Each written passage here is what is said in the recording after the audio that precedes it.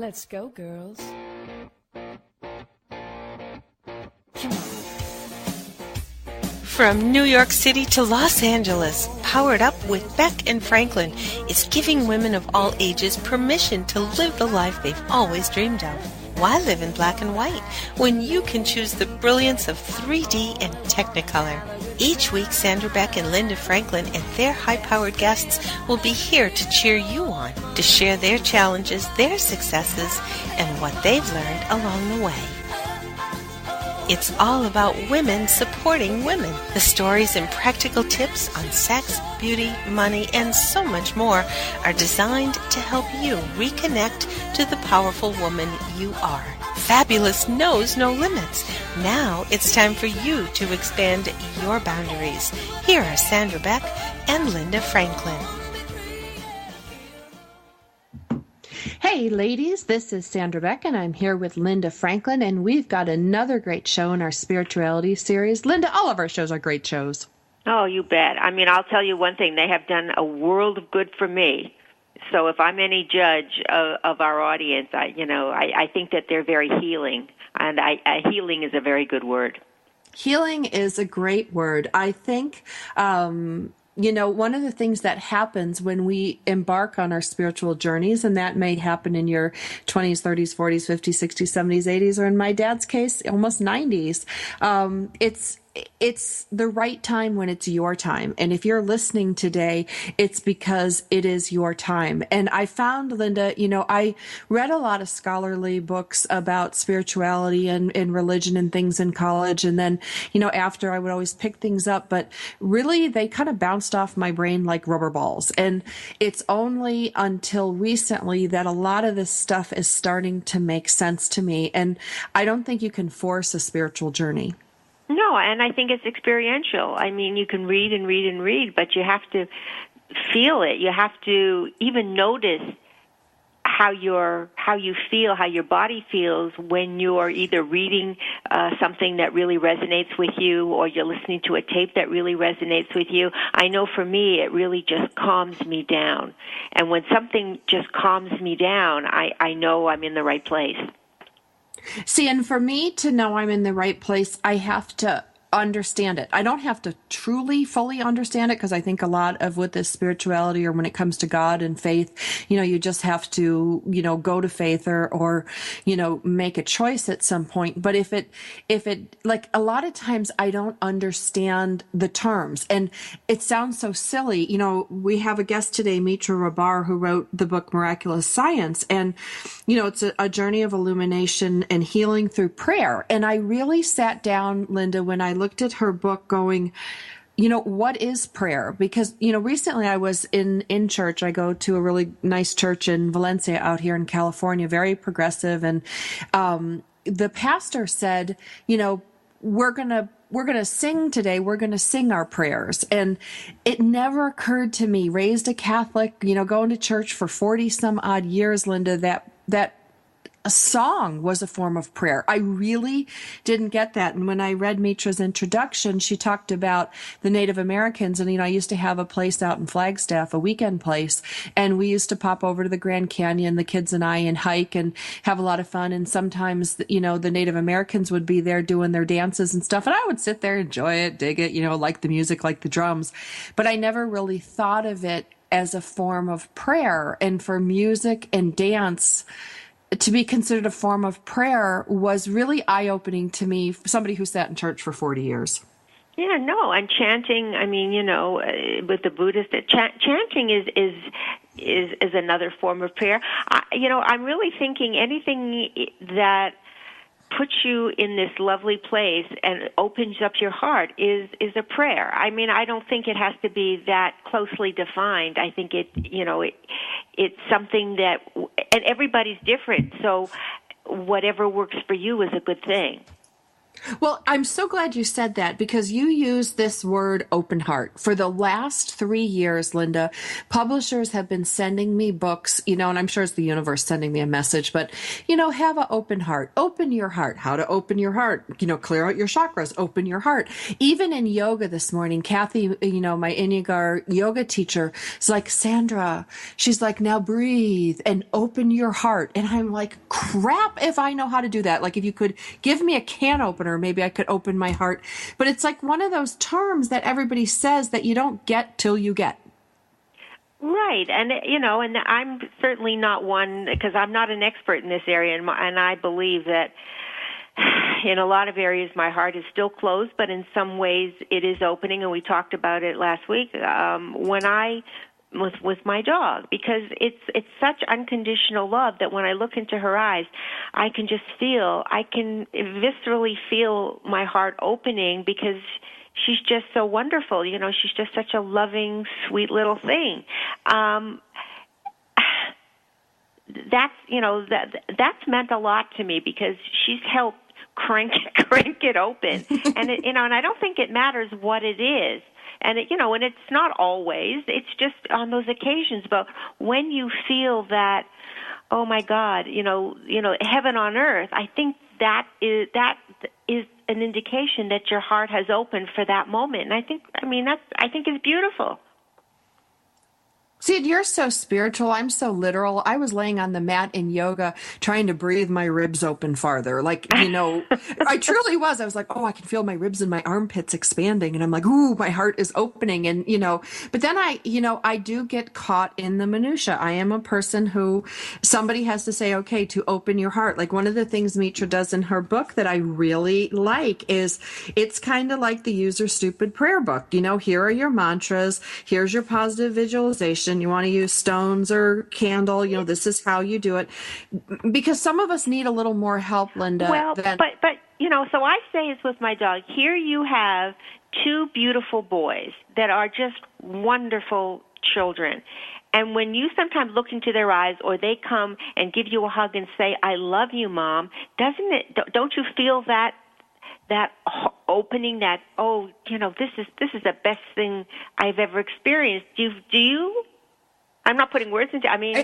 No, see, that's the thing. I don't know what I'm supposed to look at, because I feel all sorts of things. Like, whether I'm playing with my dogs and I feel joyful, or, like at night when I put my kids to bed and they're finally quiet and not fighting, I love them even more. Yeah, but you said a good word, joyful. I think it's just a feeling. I don't think you have to really examine it that closely. And even if it lasts 10 seconds, that's it. That's it. We're so different, because I've got to identify it. Like, I'm the scientist. I got to have a label on it. I got to know if what I'm feeling is right, because it's like crazy. Like, do crazy people wonder if they're crazy? Do heart open people wonder if their heart is open? And if it is open, is it open enough? Can I open more? I drive myself nuts. No, well, I don't examine it, and as I said, my heart isn't open enough. But I'll take whatever, I'll take that thing with my dog Lucy. That's better than it was before. That's a very good thing. And for as long as it lasts, and then you keep looking for other things that will give you that same feeling. And I don't think it's not a head thing. It's just letting your head. It's a feeling. It's a feeling. That's the way I look at it anyway. That's my experience. Well, and you're a better feeler than I am. You're always talking me out of my head. Truly. As long as we've been friends and as valuable a person as you've been to me in so many areas, and this one too, I just kind of trust on faith going, okay, this is the feeling that I have. But it's for somebody like me who's very analytical and very technical, and, God, I run a technology company. I want to at least have some empirical proof that, like, my heart is opening more than than it did yesterday. And I know there's no grades or A+ for heart open, but whenever I hear that term heart open, I worry. And that's kind of counterproductive to the whole heart open thing. It is. I mean, when you've had experiences where you felt your mom was with you, and God, and she is, like, I think we have people around us all the time that have passed on. Doesn't that feel good? Or do you have to examine it? Or do you have to, Yes, I'm not sure. You have to examine it. I have to put it through my check. I got to check it with my head, check it with my heart, check it with my gut, think about it, and then accept it or not accept it. And, and maybe it's a trust thing. I don't know. And that's why I'm so excited I'm going to bring on Mitra, because I really want to ask her this question about heart open. How do we know when our heart is open? And, is it ever open enough? Mitra, welcome to the show. Thank you so much. I've just so much enjoyed listening to you both. Very, very interesting. But thank you so much for having me on. I am thrilled to be on and talking about the book and talking about whatever questions that may come up. I can just tell you in the few minutes I got to listen, Sandra, you are a seeker. And the seeker always has their heart open. So actually, you looking for your heart to open, your heart is already open because you're seeking. You have a quest, and your quest is the journey. And that, to me, is allowing whatever occurs to occur or whatever needs to occur to break through. And so I think you are examining something that already is.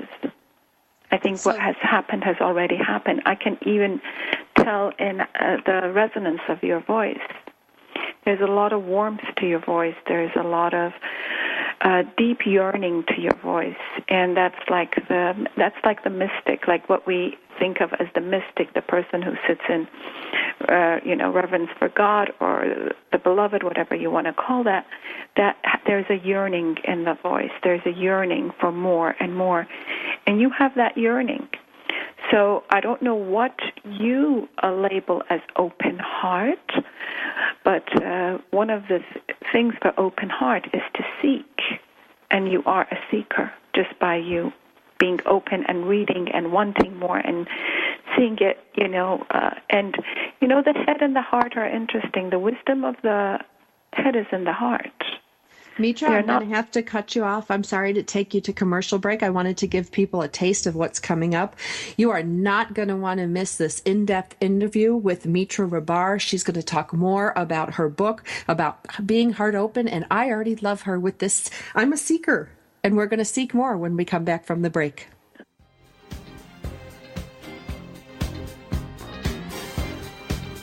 We've got lots more Powered Up with Sandra Beck and Linda Franklin after these messages.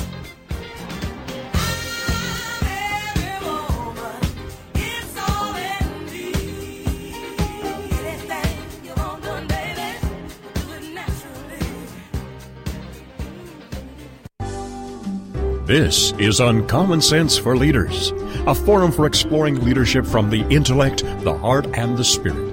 Whether you're a leader now or aspire to be a leader in the future, you owe it to yourself to learn about the big ideas that have shaped the careers of compelling communicators, masters of influence, and highly effective leaders. Uncommon Sense for Leaders. Tune in to hear thought-provoking ideas on every aspect of leadership. You can expect dynamic discussions with special guests, quick tips you can apply immediately for better results, and the tools you need to take you from where you are to where you want to be as a leader. Are you ready to crack the code for achieving unprecedented results? Then join the host for Uncommon Sense for Leaders, Catherine Carlisi, every Wednesday at 3 p.m. Eastern Standard Time, right here on the All Business Radio Network. I am not the woman I used to be. I'm free with Minister Diane Jones. Monday nights at 10, 9 Central on TogiNet. This is your chance, ladies, to hear stories of hope and healing from someone who's been there. Someone who has fought back from the horrors of incest. Minister Diane's innocence was stolen from her in the land of alcoholism and mental illness, which led to her being emotionally, physically, and sexually abused by her parents. Yet in spite of this trauma, she has gone on to become a successful wife, mother, registered nurse, and minister of the gospel of Jesus Christ. I'm Not the Woman I Used to Be. I'm Free is a straight-up show to enlighten you and to lighten your load. Do not let the weight of this world or the things that have happened to you control your life. For more on the show and Diane and her book, The Story of Me, email her directly from her show page here on TogiNet. Then, join us for I'm Not the Woman I Used to Be. I'm Free with Minister Diane Jones. Monday nights at 10, 9 Central on TogiNet.com.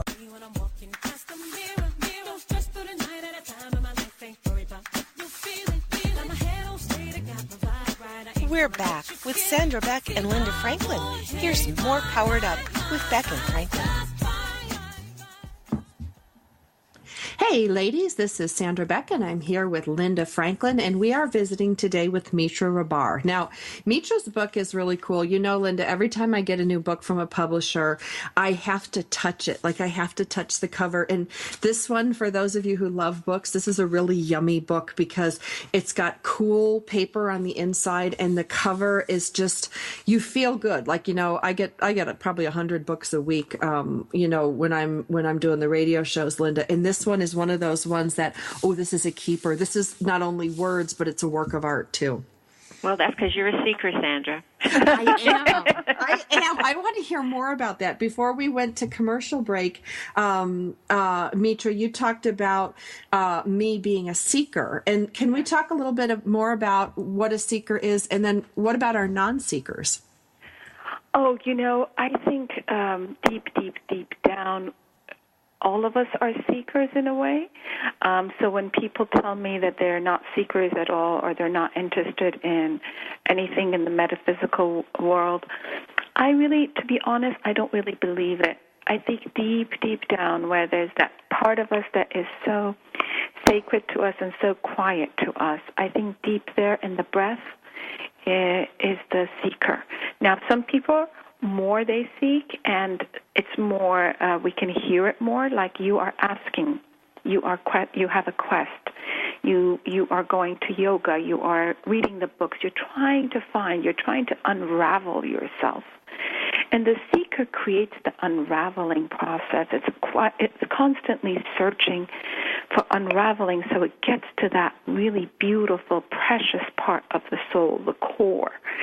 And you know, no, it's like having a few roads, but we don't know which road is going to take us to that destination. But always the destination is the same. It's always the core of the soul, and ultimately being with the higher being, whether you call that God or source or nature or energy. That's up to you. There's no judgments here. And that is very personal to each person. But this is what I think a core thing is. A lot of people think that the heart and head are separate, but they're not. Because when our heart really understands something, it transfers that to the head, and the heart and head work in harmony. And that's where really the truth lies. The wisdom of the head is in the heart. And this is a very, very old teachings from, Sanskrit and Hindu philosophies, that it's really the harmonizing of the both. That's where the truth is. Whether you call it my gut reaction, or I thought, or I feel, there is a resonance that happens in your body, whether it's in your brain or in your heart. And that resonance, that's where you got to look at. That's where something is trying to break open through you. Now, you may be a reader. You may be more of an analytical person. So maybe for you is reading books, or maybe for you is understanding the nature of things, such as nature, to better understand your place in the sphere of being. And for some people who are not as analytical, there is just an acceptance of what is. And they just accept that, or they seek it more. But to me, it's all in a way the same. The fact that you have this radio show, the fact that you have a person on like me, the fact that you have a friend like Linda, tells me you have allowed this energy to be open in your life. To me, that's an open heart. Oh, I have such relief. Yes, I mean, Sandra, I've been on this journey of trying to, discover what I am and what I'm here for since I was 29 years old, and that's quite a few years ago. But it's like peeling back an onion.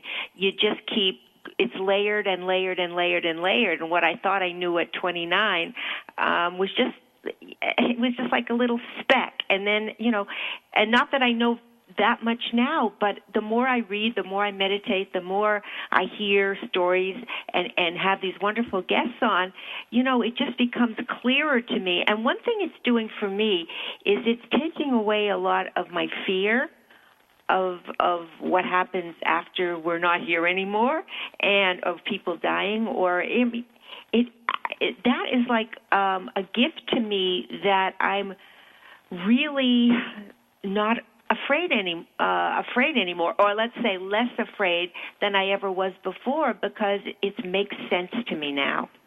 Yeah, and I'm so happy you used the analogy of the onion. I use an onion I take with me every part of the world. And when I give a talk, I use the analogy of the onion. And I say, as you peel an onion, you cry, right? The onion makes tears come to your eyes. And in every teardrop, there is a wisdom gained. So in every layer that you go through life, a parent dies, there goes a layer of the onion. As you cry, you've learned something about the cycle of death and life. You go through a breakup, your dog dies. Learning to live life and the wisdom of living itself gives us a maturity that we understand the brilliance of the onion is at the core, and all these layers that have piled up on us are just heavy layers that we need to peel off. Now, whether we peel them off at 20 or 30 or 40 or whatever age, the fact is when we peel them, it will be like what Dr. Scott Peck said, the road less traveled. Once we go through this journey, we will always choose this journey because it is the most fulfilling journey. I have workshops I do in the Middle East, and I was teaching at a training facility for women who are either runaway brides or on the street, and they're very young women, 15 to 25. And a woman was telling me that she was very, very confident. She said she was. But she was like so much talking about it, I knew it was just the opposite. I knew it was her ego talking. And after a while, she raised her hand and she says, is it okay, Mitra, if I never want to get married? Is it okay if I never want to have children? I said, yes, it's completely okay. We each have our own tapestry in life. Then she raised her hand again and she said, well, is it okay that I get anxious? I said, yes. You don't always have to be happy. We don't always have to be happy. She goes, but how do I know that I am deserving to be happy? Mm-hmm. And that was the bottom line. That's what she wanted to ask me all along, deserving to be happy. And I told her about a mantra, and I said, just telling yourself, I am worthy. And she left, and she came back a few days ago running to the class. She says, you know what? I've been doing that mantra on the bus. I am worthy. And I'm starting to understand, I am, right? I am worthy. So this was really interesting. It's 3 words, I am worthy. But what she had mentioned was, a few things. First of all, we don't need to be happy all the time. It's really okay to not be happy. It's okay if you ask me, Mitra, how are you doing today, for me to say, I'm not okay, Linda, or Sandra, I'm not feeling good. It's okay because by being human, I'm going to go through various human emotions. And the second thing is when the ego goes away, comes the vulnerability. And that's the biggest strength, is to show vulnerability. Mm-hmm. And say, okay, I don't know much, but am I worthy of having or wanting the things I want to have? And I think that is so much key to, quote, opening our heart, to realizing that, no, I am worthy. I am worth this, of love, of good things, of positive things, and that I don't know much.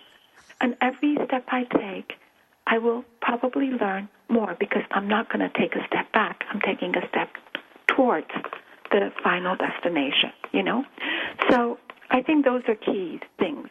Mitra, why do you think that so many people don't feel worthy? Why do we always go to that place? We could do 50 things that are wonderful, and then we can make one mistake, and that's what we constantly beat ourselves up about, is that one mistake, and completely forget the 50 good things that we've done, so we're not worthy. Yeah, I think it comes from a couple of things. I think, first of all, we live in a competitive world. It's become much more competitive than 200-300 years ago was. So there is that competition factor. We see so much through our internet, through our TV, of these images that look perfect, but they're not perfect, of women who look perfect, men who look perfect, and they're not, but we think it's coming through and it's resonating again in our head. We get the information through our head. Also, it's the fact that somewhere along in our life, our parents, they do their best that they can, but it's wanting to be the nurturing parent, not to be the harsh judge with ourselves. And that's one thing we don't learn.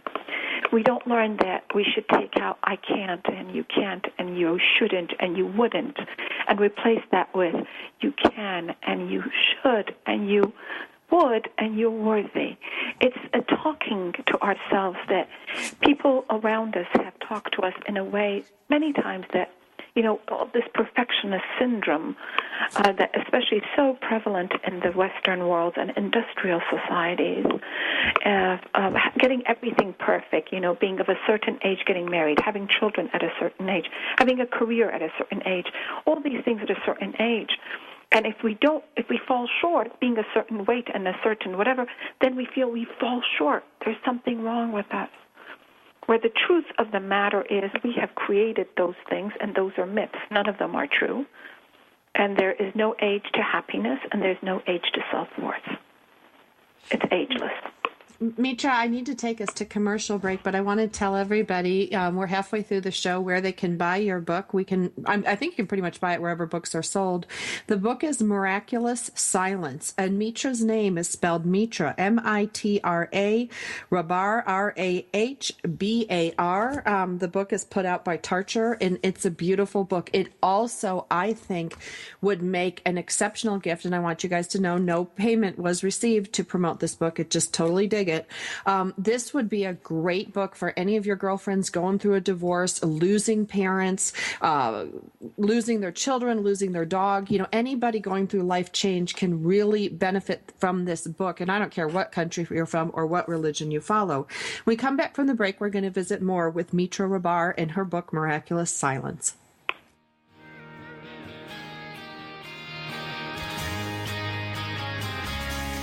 We've got lots more Powered Up with Sandra Beck and Linda Franklin after these messages. This is for all you girls about 42. Tossing pennies into the fountain of youth. If you could live your life truly standing in a place of peace, joy, and abundance, wouldn't that make your heart soar? Now you can, with Lessons in Joyful Living, with your host, Kimberly Rinaldi, Mondays at noon Central. Kimberly Rinaldi, having created a highly successful coaching practice, now teaches Lessons in Joyful Living. She believes in empowering others and that through it, you have the ability to break through any and all barriers, thus allowing you to reach your greatest potential and joyfully step into your life's purpose. What used to take weeks, months, or even years, she can now teach you in a matter of hours with her programs. For more on Kim and her show, go to her website, KimberlyRinaldi.com. That's RINALDI.com. Then join us for Lessons in Joyful Living with your host, Kimberly Rinaldi. In today's business world, a helping hand or idea that doesn't come with an invoice is a treasured find. And if that happens to you, then you need to pay it forward to keep other entrepreneurs from making mistakes or getting a raw deal. It's called Paying It Forward with Josephine Gerasi, Wednesday mornings at 9 a.m. Central. Josephine is going to have the guests describe their accomplishments, the lessons they've learned, both good and bad, and then sharing those pieces of knowledge as we create a movement of paying it forward. For more information about Josephine, her business, and background, you can go to mymomknowsbest.com. Josephine Girassi has always been a problem solver. She saw this need and has turned it into a movement. It's Paying It Forward, with tips, tools, and advice and hard lessons learned.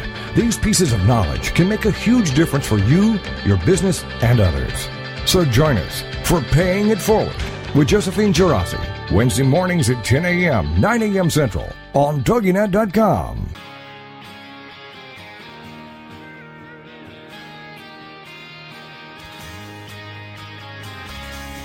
We're back with Sandra Beck and Linda Franklin. Here's some more Powered Up with Beck and Franklin. This is for all you. Hey, ladies, this is Sandra Beck, and I'm here with Linda Franklin. And for those of you that missed the first half of the show or just picking us up, you can find this show and more like it on iTunes. All you have to do is go to Powered Up Talk Radio. You can go to powereduptalkradio.com, or you can go to our host station, TogiNet, TogiNet.com, for this show and many other spiritual shows like it. Linda, we're cranking out. I think we're close to 100 shows between you and I with Powered Up. Not all of them spiritual, but definitely the last 2 seasons following a spiritual bent. No, that's wonderful. I mean, we could only be helping people, and that's a great feeling to bring some peace to someone. And you never know who you're going to reach, so it just feels good. It does feel good. And, you know, I have a question for Mitra, because I want to show her how I used her book and ask her what to do next. And, you know, we've beat the dead horse with forgiveness. I know we've done a lot of forgiveness shows, but one of the things that I really struggle with, Mitra, I'm in a very high conflict divorce relationship with small children. So there's a lot of offenses that happen, and I'm a really sensitive person, so I get my feelings hurt. I work through forgiveness, and I get that forgiveness is about yourself, not the other person. But sometimes you're in a relationship that you can't get away from, like, you know, your spouses, ex-spouses, you know, being the parent of your kids. And I find myself having to go to this re-forgiveness state, like, you know, as you co-parent for years, you know, things come up, and, you know, I try to work with your forgiveness, but like you even say in your book, like, heal, release, and finally forgive. How do you finally forgive when it keeps going on? You know, like, it's easy to forgive someone you never see again, but when you have to deal with them and it's kind of the same thing over and over, and I have to find myself going back to the same forgiveness thing. Mm-hmm. Do you have any advice for people like me? Because I can't be the only one struggling with this. Yeah, I understand that. And, you know, there is a prayer in the book which is about acceptance. Oh, I didn't think to go that one. So I think when a situation keeps occurring, it keeps occurring, and of course every time it hurts us, and it comes sometimes that we can't walk away from it. There's 2 things. There's acceptance and forgiveness. And acceptance is that some situations will not change. That person has to change. It has to change on its own accord. We can't do anything about it. We have to release it, meaning saying we understand it, we accept it, but we're releasing it, not letting it upset our equilibrium, and at the same time then forgiving it. So I think it's acceptance and it's about forgiveness. I think it's both of those things. Because some situations, you know, it just becomes, it's like an Achilles heel. It's like a cross to bear.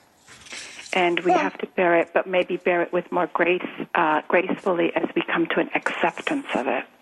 Well, and I think that's really important with families. You know, I have my Middle Eastern friends, my best, very close Middle Eastern friends, chose to marry each other despite both of their long history of families not liking each other. Mm-hmm. And you know, they talk about this. We've talked about this, and we've never talked about acceptance as part of forgiveness. And when you have family members deeply rooted in family history that don't get along, you can't go to any party event without it coming up. Yeah. Yeah, it's acceptance, and acceptance goes many layers. Sometimes it's acceptance of a person. Sometimes it's acceptance of the hand that life gave you. Like, I will tell my own story here. I was very young when I came to the States, 16, 17. I did not want to come. I was a forced immigrant. I wanted to stay back home, but I went to an American school, so my parents said, no, go to the United States for 1 month. And I was one of those very, very, very few people who walked in the visa office and literally got a visa. There was maybe 3 others like me out of 400 people. So when they send me to the U.S., and every time I wanted to come back, they would say, no, you stay there, you stay there. I built resentment towards the universe and towards what had happened to me, because I had been taken away from my family. Although my family sent me, I had been taken away from my school. I had been, as a junior, going into my senior year, been in that school 11 years. I've been taken away from so much. And it took me many years to accept and forgive the universe, not just the people, like my parents who had made this choice, but the universe. And I think that's also another thing when people are listening. Yes, there's the acceptance of the situation which involves people, but then there's an acceptance that the universe brings at your door. A person who gets in a car accident, a person who's forced to be away from their family, a war-torn country. It becomes, you don't have that one person. You have just what's the hand that life has dealt you with. So. And that is unfair. It is unfair. I think life has so many unfairnesses, or sometimes people hurt you whether they're not meaning to. And that's where acceptance, I don't think we've ever done an acceptance show, Linda, have we? I don't think so. And I'm listening very carefully. And I'm also thinking that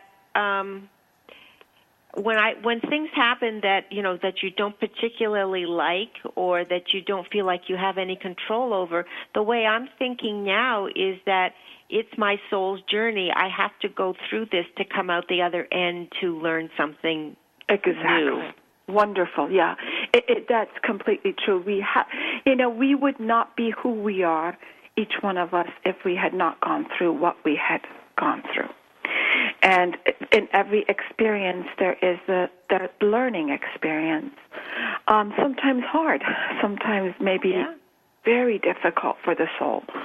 But it happens to some people. And over there is just by, being able to not hold on to it as an anger, but to turn it around and make that a part of the richness you have. Like right now, after 33 years, I think of my life and I'll think of, wow, I went through a lot of these pains of separation and different problems that I had as a young immigrant.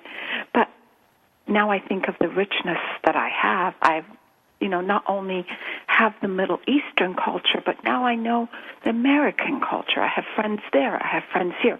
Now I see the richness. But it took me time to walk through it and to learn from it and to get to this place. It doesn't take a day or two or sometimes a year or two. It's a journey of steps. Mitra, when did you first sort of delve into your spirituality and realize that there was more to you than you thought originally? I mean, when I was very young, first of all, I'm born intuitive. So I had tremendous gifts of intuition by the time I was 11 years of age. But it was at the age of 9 that I chose to volunteer at orphanages in Iran. I wanted to do that. And I just found that the most fascinating part of my week. I loved it. So when I was very young, I always had a love for service. And I have this in the book in my preface. When I was 3 or 4, I asked my mom that, Mom, does the same God make all these people? And my mom says, yes, the same God makes everyone on earth. And I said, then we're supposed to all love each other, for we're all children of God. I never learned faith. I was one of the people that, very blessed in that way, I always just knew it. Mm-hmm. I didn't learn it from anyone. My mom had very much the Rumi mentality. Her father, my grandfather, was a high Sufi man, a very high Sufi man, dedicated his whole life to service and people. And I think that was part of a little bit my upbringing. So I came with that mentality of, and I was raised with these beautiful prose of Rumi and Hafiz because my mom is a classical poet. So I was kind of raised with certain elements, but the rest of the loving of service and my spiritual faith is something that just was born with me. But as I grew older and became a social worker, and then I did so many intuitive sessions and then became a spiritual teacher, it grew and grew. And I dedicated a lot of my hours during the day to this. As a young woman, when I would go out, I would always be home at 11. I said I have a date with God. All my friends would laugh. And I would come home and I'd do an hour and a half or two of my meditation and prayer and mantras, and I loved it. And I had so much baggage with me, Linda, to be honest with you. I had so much stuff with me that was very heavy. And that was the only way I could unravel myself, is because I was far from so much I knew. So that was the only choice upon me, or to allow myself to get worse. And I had developed a phobia disorder. I had developed anxiety, and I chose to really 5 to 7 years just dedicate time to me, and I did. And I taught about it while I was doing it. I was a teacher. I was teaching. I was telling them all that I'm going through, because that's what makes you authentic as a teacher. Absolutely. That's what they resonate with is your transparency and your story, because everyone can relate to part of your story. Yes. And anxiety or being upset or being resentful is part of many people's life. And when I was processing it, and I was delayering, taking the layers, I came, and then I came to that other part. I got to the other side. And that was, Linda, I will tell you, it's priceless to me. Yeah. Priceless to me. I would not change that for everything in the world, because forever, as long as I'm here on this earth, no matter what I go through, one thing that is steady, that's anchored me, is that I do know I shall rise again. No matter how much I fall, I shall rise again, because I have faith, and I have a belief in the human spirit, and that we do find our healing. No matter how broken we feel, we do find it. And there is nothing everything is a blessing. The things we don't have is a blessing that we don't have them. The hardships are a blessing because they make us better. And every challenge is an opportunity for growth and evolving. It's very hard when it happens to you. If it happens to me, like my father died, I wasn't able to see him. It really hurt me. I wasn't able to go back, and I wasn't able to see him. Mitra, we've got to go to commercial break. We'll be back with Mitra Rahbar of Miraculous Silence. More after the break. We've got lots more Powered Up with Sandra Beck and Linda Franklin after these messages.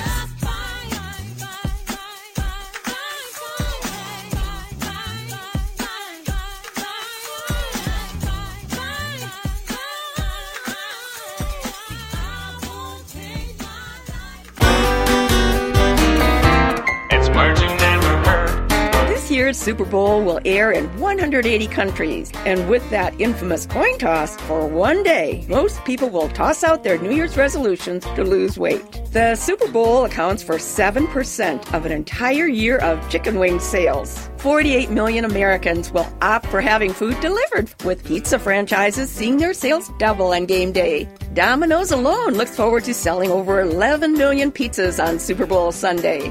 What's a word for food that contains unknown ingredients? Acampucky. Americans will eat over 100 million pounds of guacamole and 8 million pounds of tortilla chips on game day. What's a word for those folks who call in sick the morning after a little too much indulgence?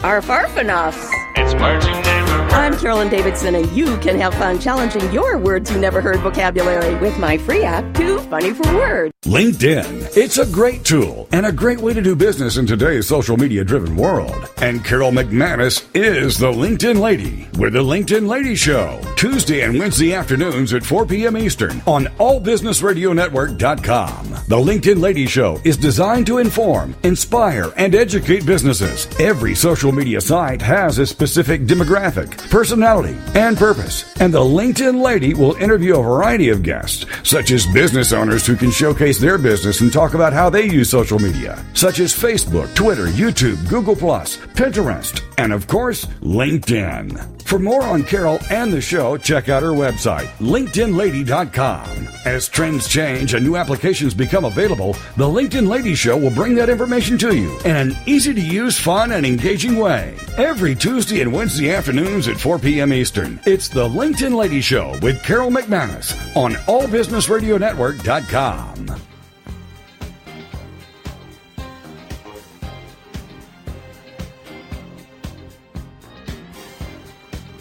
We're back with Sandra Beck and Linda Franklin. Here's more Powered Up with Beck and Franklin. Hey, ladies, this is Sandra Beck, and I'm here with Linda Franklin, and we are visiting today with Mitra Rahbar. She wrote a book called Miraculous Silence. Sorry, I'm on my scientific head. Miraculous Silence, A Journey to Illumination and Healing Through Prayer. Now, I want to talk, girls, this segment about prayer, because prayer to me, and again, it gets confusing in my head. What is prayer? Because as a little girl, I was raised Catholic, so I can pray in Latin and I can pray and know my prayers. And then I married a Jewish man, so I, can Baruch Atoi Adonai with the best of them. So there's some prayers there. And, I think of my favorite song, Silent Night. My kid sang that to me in German for my Christmas present this year, Mitra, and it all felt like prayer. But then when you talk about going to that open, empty space, I get confused. So can we talk about... Prayer comes in different forms. There's so many prayers. What you just said, all of that is prayer. All of that is prayer. It's like songs come in different ways. There are hymns, there's chants, there's operatic, there's arias, there's everything. And then there is that prayer where you're just sitting and you're connecting to something much higher than yourself. And then there's prayers that have words. There are prayers that are silent. There are prayers. It's just, I think, about the allowance of being with yourself and with something that is much greater than us. I think that is prayer. How you get there, I don't think is important as much as just to allow it to get there. What does, and this is Sandra, I have one more with this because I'm really studying your stuff. I'm really, I dig it and I want to use it. And it's funny because I just read a whole book about, and if I sound it wrong, it's awful. The Ho'oponopono. Yeah. I just read a whole book on that. And I think of just the sound like Ho'oponopono. And because you're a voice person and you included mantras or chants in here, that letter M just keeps coming up. It's like, I know it's not in a Ho'oponopono, but Mani Mani Padme Hum, that yes. Does that do something? Because I know, you think of the gong, it's like Om, and when I go to yoga, we end with 3 Oms. What does that do? The M resonance in ancient numerology, the study of numbers. M is the number of karma. Is the M sound is the karmic energy, the life force of what was before us and us now. So it's a very important it's got an important texture, and in doing it, whether it's Om, it's the detachment from all that was and all there is. Om Mani Padme Hum is understanding, again, the realm of being, the M sound, again, all that was and all there is, and being compassionate towards it. So I base it on ancient numerology because all these these words and vowels and letters all have a number resonance to them, and there's a reason. Like when we say Ah is the sound of the self, which can sometimes be the ego. Like we say, aha, aha, yeah, aha, ah. You know, it's the I, it's the me, it's the me. Just like we have, like in different traditions, we have Ba, Pa, you know, as the father, Ma for the mother. Each one of them have a different resonance, and when you study their numbers, if someone wants to do that, they will understand why. Like if you add Ma and Pa together, you get Ah. So it's the mother, father, then you get the I. So it's all very interesting. And how would you look that up? Like that, I totally, I have. Well, now I have that's to the one look that up. would, like, I've known numerology for 25 years, and I've studied it, like ancient way of studying it. So someone has to be really, really into the study of numerology to know that. To know like numerology and sound, because that's And to sound. me a very Yeah. interesting. Not only numerology, but combination. numerology and sound, numerology and mantras. You know. Neurology, sound, and mantras. Because I'm writing this down. I will Google it and I'll read it, and I just think it's fascinating. Yeah, Because I mean, the modern numerologist may not know that. It may require someone who's a little bit, knows a little bit deeper, goes a little deeper. Sure, and more ancient text, ancient, Yeah. I get that part, but I think it's fascinating to take sound plus numbers, because I'm a real numbers girl. I see numbers in leaves. I see, patterns everywhere I go, and they're always numerical patterns, even though I'm terrible at math. And I just thought, when I read your book, because I did read a lot of the prayers, I did read a lot of the things, and I kept seeing certain sound patterns come up again and again. And I'm like, well, this is Sanskrit, but this isn't. And then I'm like, what's going on here? There's got to be something more universal that I'm missing. Yeah, it's a lot of the mantras I chose. I mean, there's so many mantras, and it's so hard to choose mantras from so many mantras, But I kind of I see how they resonate, and I go with their higher definition to me. And again, a lot of the mantras are so layered. So for example, we have the mantra Nam Myoho Renge Kyo. This is a very beautiful mantra, but it also evokes energy. It also brings confidence. It also, connects you. It's multi-layered. So that's why when you read the book, I use different mantras for different passages, and their meanings a little bit shift. It's really funny because I've been doing transcendental meditation for many years off and on, and I'm glad to say that I'm back on the on track again. But when the Maharishi came to New York back in, I guess, the late 70s, I went there, and they assign you a mantra, and it's very special, very holy, and they say, don't tell anybody your mantra, because and then and I came home and I was all excited, and I went into my bedroom to do my meditation, and I couldn't remember my mantra. Oh my gosh! So that was like, it was devastating. I said, "Oh, what am I going to do?" And it was like, "Oh my goodness!" That was like the worst thing that ever happened. But the way you sound very simple. My brain and Sandra's brain are very, very different. Anything that resonates with me, whether it's my mantra or something that I make up, and it's funny because one of our guests on another show told me something. When you want to calm down and just sort of blank out, put your right thumb in your left palm, and it evokes quiet. And I'm now doing that. I'm not even conscious that I'm doing it, and I'm doing it all the time. Yeah, and that's true. That's a very good thing you said, because people will utilize that, and that's really good. Also, what I utilize. Do you know why? Yes. Could you tell me why it's well, so calming? It's a specific area, I think, if she said of the palm, or did she just say the palm? I'm you know what? I sort of fish around, and I know now what area it is because I can feel it. I can feel the calm thing happen when I go there. But what exactly is it? There's a place what I do is I press on a certain area in the palm. And when you press on that area, it releases so much from your body. So after a few seconds, you feel the calm. So where is that place that that you place said? is a little bit near the thumb and the first finger. It's kind of like in between that area, and it hurts a little bit sometimes when you press on it.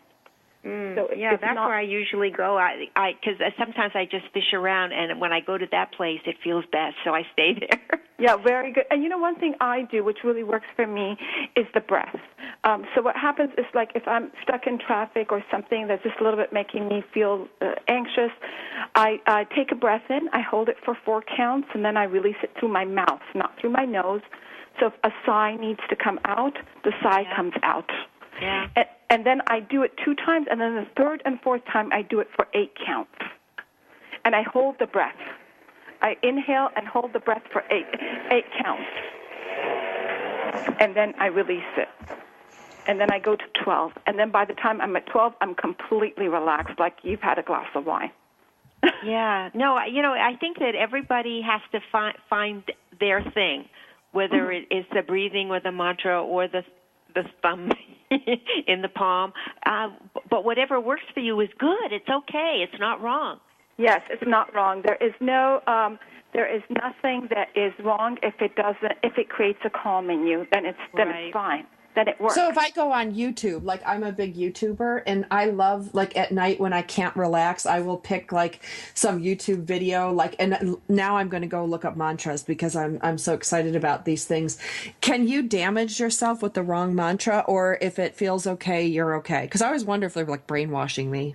Well, number one is I would never recommend doing more than 1 mantra at a time. If you're practicing it, there's 2 ways of doing mantras. One is like when you're with a group of people, when you're with a group of people and you do many mantras. Like they do that a lot in the temples and the mosques and churches. They say different things. That's fine. But if you're practicing a mantra, you should practice that one mantra and not mix it up. And you should practice the mantra that resonates and you're ready for it. If you're not ready for it, what we'll do, it will a little bit upset your equilibrium. Okay. Because sometimes I have a hard time remembering the sounds. If someone is new to mantra practice, I would choose a very simple mantra. I would create my own. I do a very simple mantra or a one like Om, where it's very beautiful. It cannot do any of that. I would not choose a powerful mantra to do before I sleep, like Nam Myoho Renge Kyo, which evokes energy at nighttime. I wouldn't do that, So I would just be a little bit more mindful. Can you use like an index card? Because I have a hard time remembering, like, Om Mani Padme Hum. Like, I have to look at it until I get it. Is that okay? Oh, that's fine. But you know what? You can also go on YouTube, and a lot of people have recited the mantras. Got it. And you can just hear them, and you can just do it with them. Okay. Well, I'm sorry I've got to cut you off. Thank you so much for being our guest today. You're welcome. I loved it. You ladies are wonderful. I loved it. Thank you. Thank you. Our guest so today has been Mitra Rahbar. Her book is Miraculous Silence, A Journey to Illumination and Healing Through Prayer. You will not be disappointed. This is a beautiful book. I think it will make a beautiful gift to anyone at any point in their life. And it's just lovely. It's as lovely as the author. If you guys want to find out more about Mitra Rahbar, you can go to voiceofmitra.com. That's voiceofmitra.com. We'll be back again next week.